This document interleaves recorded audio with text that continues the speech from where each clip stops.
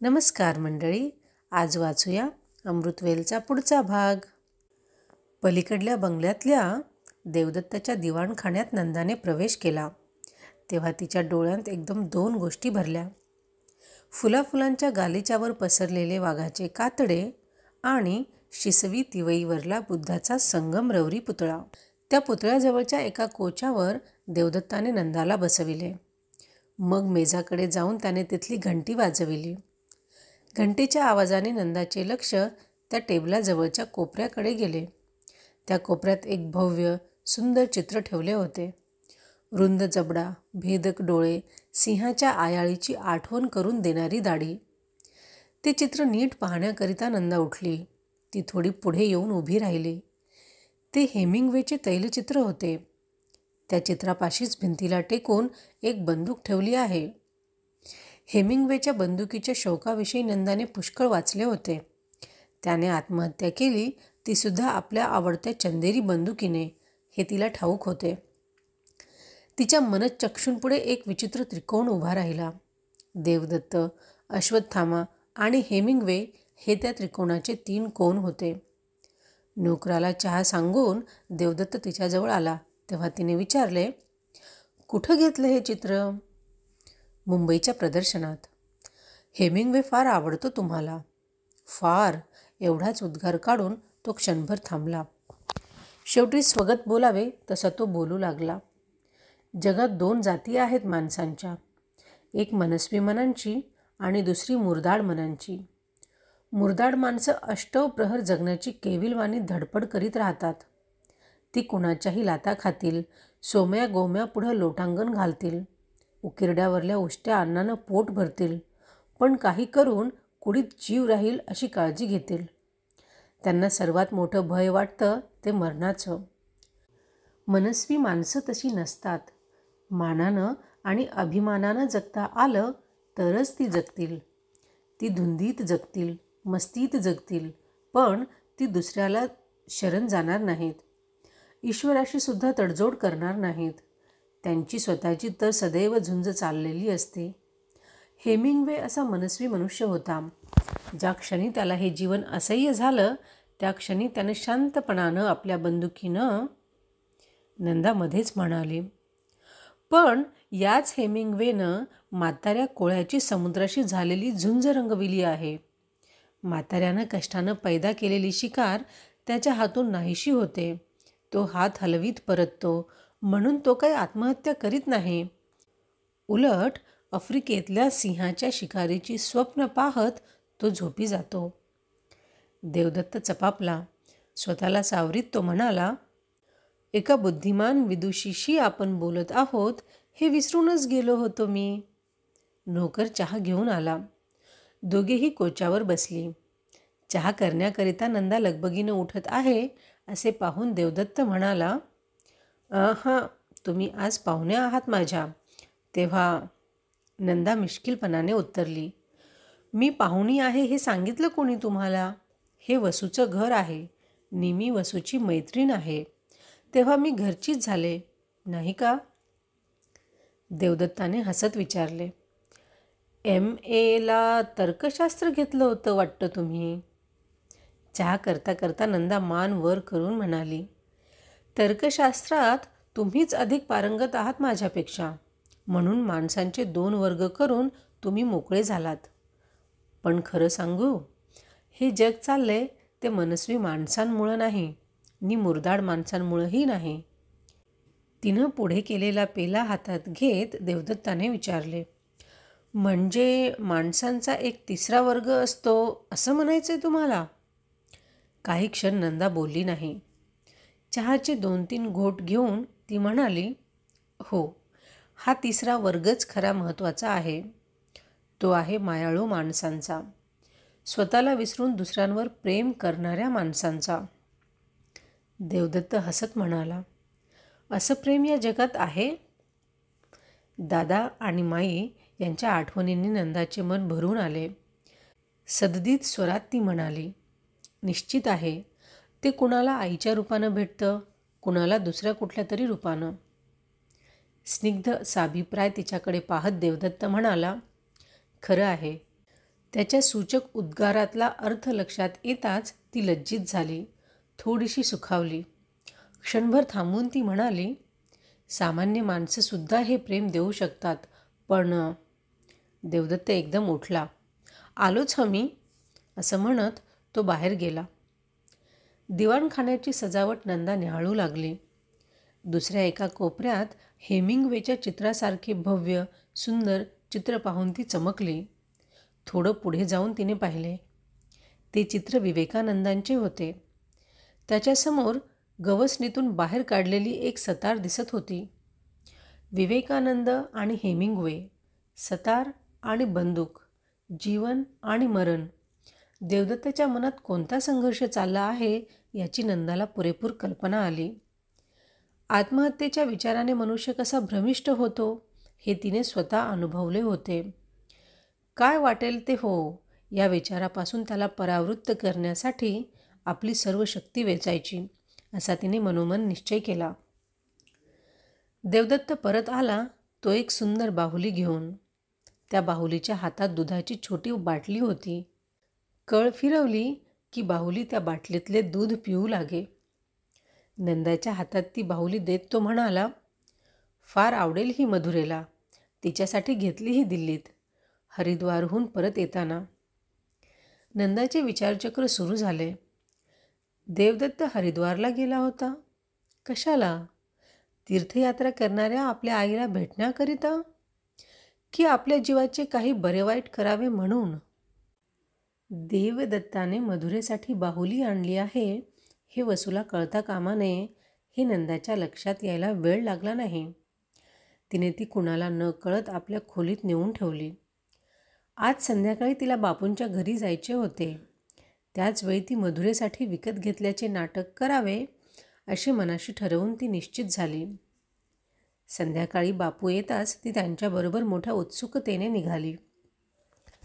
बापूंचे बिऱ्हाड विलासपूरच्या मध्यभागी असलेल्या विठ्ठल मंदिराच्या उजव्या बाजूला एका बोळात होते. बापू झपाझप पुढे चालले होते. नंदा जे जे डोळ्यांनी टिपता येईल ते मनात साठवीत त्यांच्या मागून जात होती. आपल्या देशाच्या दारिद्र्याविषयी तिने पुस्तकांत पुष्कळ वाचले होते, पण आज तिला त्याचे जे पुसट दर्शन होत होते ते मोठे दुःखदायक होते. न कळत तिचे मन इथल्या प्रत्येक गोष्टीत मुंबईतल्या त्या प्रकारच्या गोष्टीशी तुलना करू लागले. शेवटी तिच्या मनात आले, मुंबईसारखे शहर हा या देशाचा दर्जनी भरजरी मखमली पडदा आहे. हा पडदा बाजूला केला म्हणजे त्याचे जे रूप दिसते ते विटक्या फाटक्या वस्त्रासारखे आहे.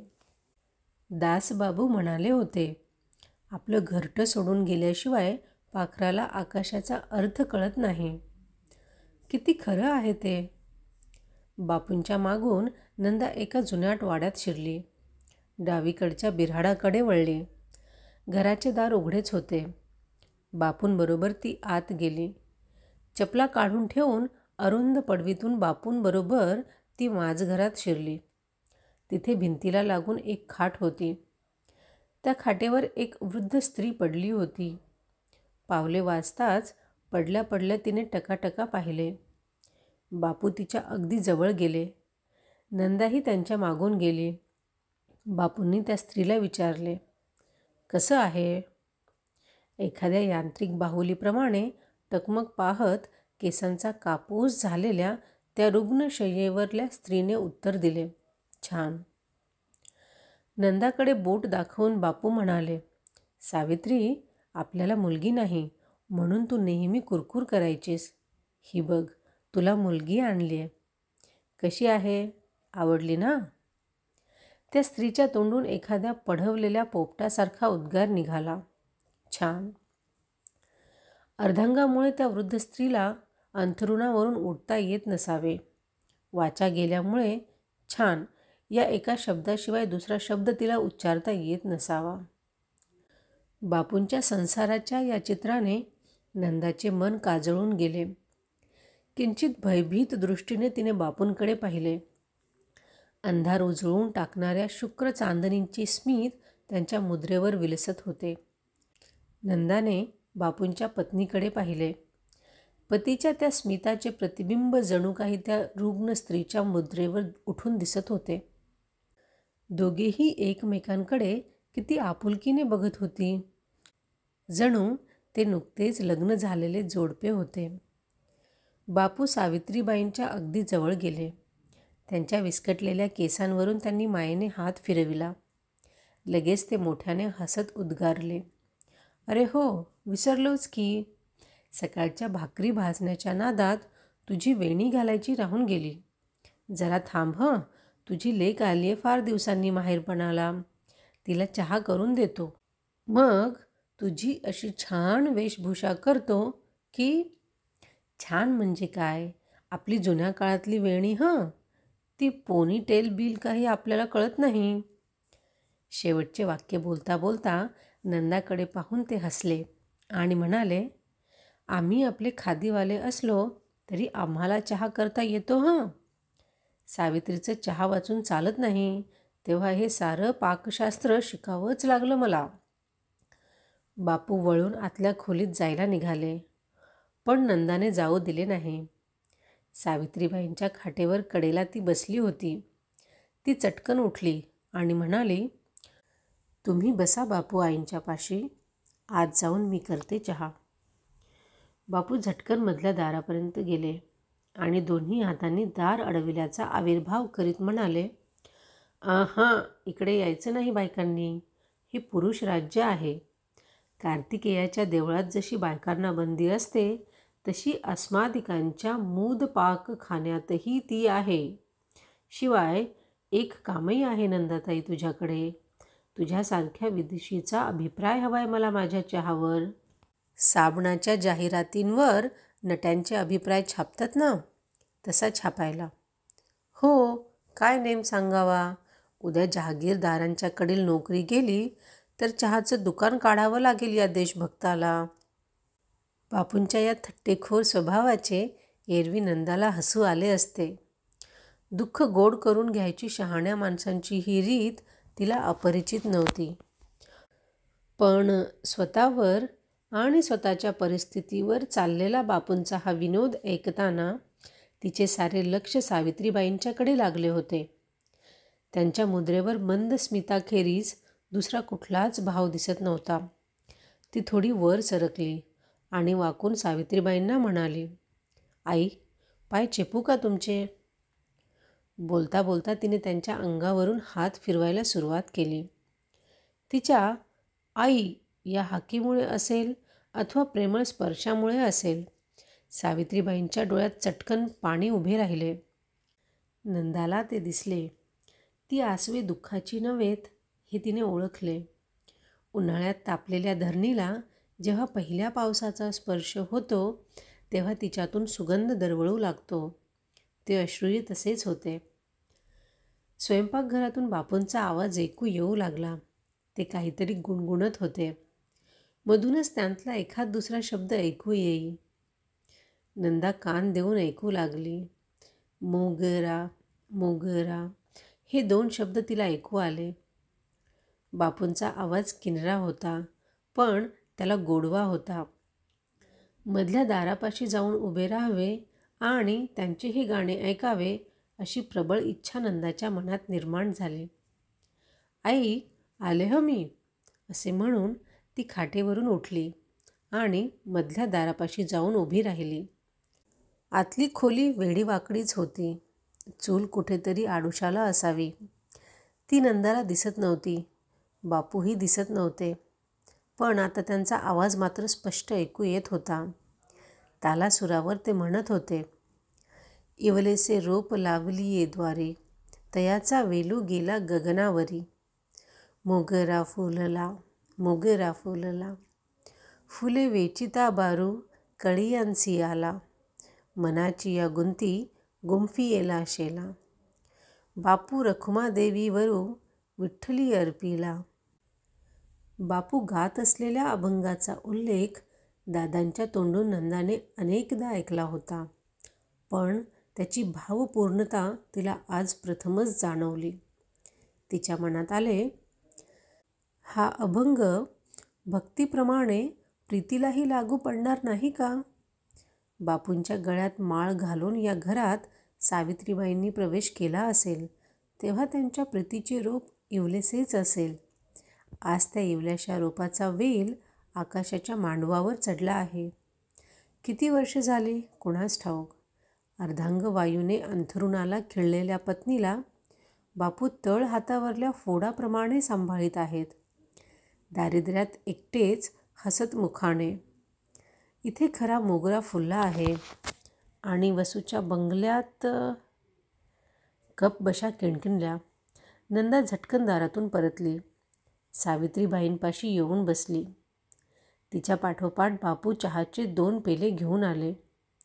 एक त्यांनी नंदाच्या हातात दिला, दुसरा जमिनीवर ठेवला. मग सावित्रीबाईंच्या मानेखाली हात घालून त्यांनी त्यांना हळूच उठविले. भिंतीला टेकून ठेवलेल्या तक्क्याला त्यांना टेकवून बसविले. मग खाली ठेवलेला पेला उचलून थोडा थोडा चहा बशीत ओतीत बापू सावित्रीबाईंना हळूहळू चहा पाजू लागले. चहा घेता घेता नंदाने विचारले, तुम्ही घेत नाही बापू? बापू हसत उत्तरले, पूर्वी घेत नव्हतो, पण हिच्या संगतीने घ्यायला लागलो अलीकडे. या कपातला थोडा चहा मी घेणारच आहे. हिचा माझा करार ठरला एक. जे काही देव देईल ते वाटून घ्यायचं, निम्म निम्म. ते जाऊ दे नंदाताई, चहा कसा झालाय ते सांग आधी. फक्कड? First class? A1? हो, माणसानं एक हातचा धंदा नेहमी खिशात ठेवावा. नंदा परतली तेव्हा चांगला अंधार पडला होता, पण तो तिला दिसत नव्हता. मनाच्या गाभाऱ्यात मोगरा फुलला, मोगरा फुलला हे शब्द दरवळत होते. आकाश जणू तो अभंग गात होते आणि त्याच्या प्रत्येक सुराबरोबर वर एक एक चांदणी फुलत होती. दासबाबूंनी प्रीतीचा जो अर्थ तिला सांगितला त्याचा साक्षात्कार एका दरिद्री घरातल्या वृद्ध जोडप्याच्या सहवासात तिला झाला होता. मनात न मावणाऱ्या आनंदाच्या लाटांवर तरंगत ती बंगल्यावर पोचली. मात्र बंगल्यात पाऊल टाकताच तिथे चाललेली नोकर माणसांची धावपळ पाहून ती स्तंभित झाली. काही वेळ काय झाले हे तिला कळेना. वसूचा आपल्या मनावर बिलकुल ताबा नाही. ती भीतच पुढे गेली. वसूच्या शयनगृहात पलंगावर मधुरा मूर्छित पडली होती. संध्याकाळी तर मधुरा खेळायला गेली होती. हे तिचे दुखणे एकदम कसे उलटले? तिला काही कळेना. पुढे होऊन मधुरेची नाडी पाहणाऱ्या डॉक्टरांस नंदाने विचारले, कसं आहे डॉक्टर? तिचा आवाज कानांवर पडताच वसुंधरेने वळून तिच्याकडे पाहिले. लगेच तिने आपले तोंड फिरविले. वसूच्या या वागण्याचा तिला काही बोध होईना. वसू पाहत होती. तिकडे तिने आपली नजर वळवली. पलंगाच्या पलीकडे देवदत्ताने दिलेली बाहुली छिन्न भिन्न होऊन पडली होती. एकदम वसूचे कर्कश शब्द तिच्या कानावर आले, तुझ्या खोलीत कशी आली ही बाहुली नंदा? आपल्या भोवताली सारी खोली फिरत आहे असे क्षणभर नंदाला वाटले. लगेच सारे बळ एकवटून तिने उत्तर दिले, मी आणली होती ती मधुरेसाठी.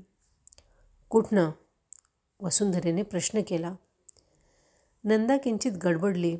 लगेच शांतपणाने ती उत्तरली, मुंबईहून येतानाच आणली होती ती मी, माझ्या वाढदिवसादिवशी मधुरेला द्यायला. आज माझा वाढदिवस आहे म्हणून मी ती बाहेर काढून. खोटं, साफ खोटं. वसुंधरा किंचाळली.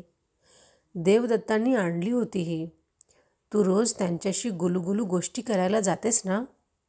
लायब्ररीत जायचं निमित्त करून. ठाऊक आहे ते सारं मला. त्यांनीही तुझ्याकडे दिली. मधुरेला भुलवून माझ्यापासून दूर न्यायचा कट करताय तुम्ही, पण मी नाही सोडायची तिला. एवढी लेकीवरली माया ओतू जात होती तर यायचं होतं देवदत्तांनी इथं ती बाहुली घेऊन. ही सारी ढोंगसोंग समजतात हं मला. नंदा, माझी मैत्रीण म्हणून तू इथं आलीस. तुला हे चोंबडे कारभार करायला सांगितलं होतं कोणी? काय घडले असावे हे क्षणार्धात नंदाच्या लक्षात येऊन चुकले. खेळून परत आल्यावर नंदा मावशी कुठे दिसत नाही म्हणून मधुरा आपल्या खोलीकडे गेली असेल. समोर नवी बाहुली दिसताच ती घेऊन नाचत नाचत ती वसूकडे धावली असेल. ती बाहुली देवदत्ताने आणली आहे हे कळताच तिच्या मनाने चटकन सारे दुवे जुळविले. देवदत्ताने दिल्लीत विकत घेतलेली ही बाहुली गंगारामाला ठाऊक असणारच. पार्वतीपाशी ते सहज बोलून गेला असावा. मधुरा बाहुली घेऊन वसूकडे गेली तेव्हा पार्वती तेथे असावी. नंदा पुन्हा पुन्हा स्वतःची निर्भत्सना करू लागली. छे, आपण वसूशी खोटं बोलायला नको होतं.